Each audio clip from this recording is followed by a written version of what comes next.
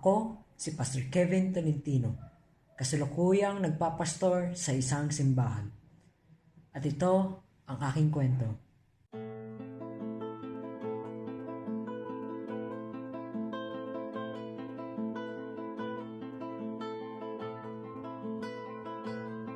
Isa akong bunga ng sirang pamilya. Maagang naghiwalay ang aking mga magulang. At habang ako'y lumalaki, wala ang kanilang gabay, ako'y naging makasalanan. Natutunan ko ang magtulak ng pinagbawal na droga kasama ang aking mga kaibigan. Naranasan ko din ang mag-inom at magnakaw.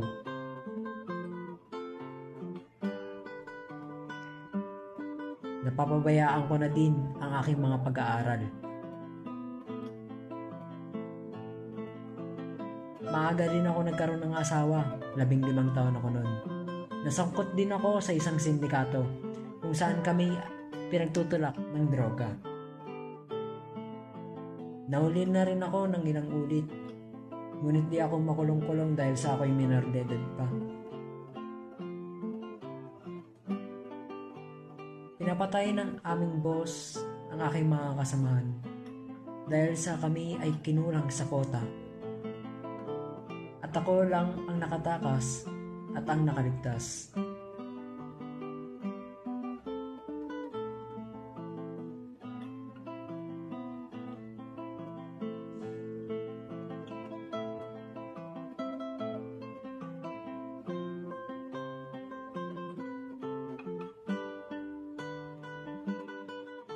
Nabaliw ako at nagpalaboy-laboy kung saan-saan.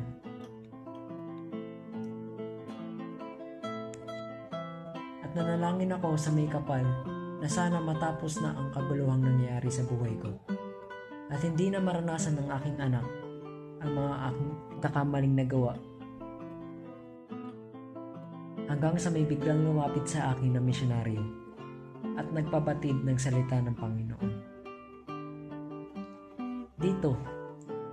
Dito yung nagsimula ang aking pagbabago. Pagbabago ng aking buhay patungo sa aking pagpapastor at patungo sa magandang buhay. Ayon sa John 8 verse 32, makikilala ninyo ang katotohanan at ang katotohanan ang magpapalaya sa inyo. Matagal akong bilanggo at alipin ng iba't ibang uri ng tanikala, at siya lamang ang nakapagpabago ng aking buhay. Tunay na din sa kanyang salita sa 2 Corinthians 5 verse 17. Kaya't kung nakipag-isa na kay Kristo ang isang tao, isa na siyang bagong nilalang. Wala na ang dati niyang pagkatao, salip ito'y napalitan na ng bago. Napakabuti nga ng Panginoon, kaya't marapat siyang purihin.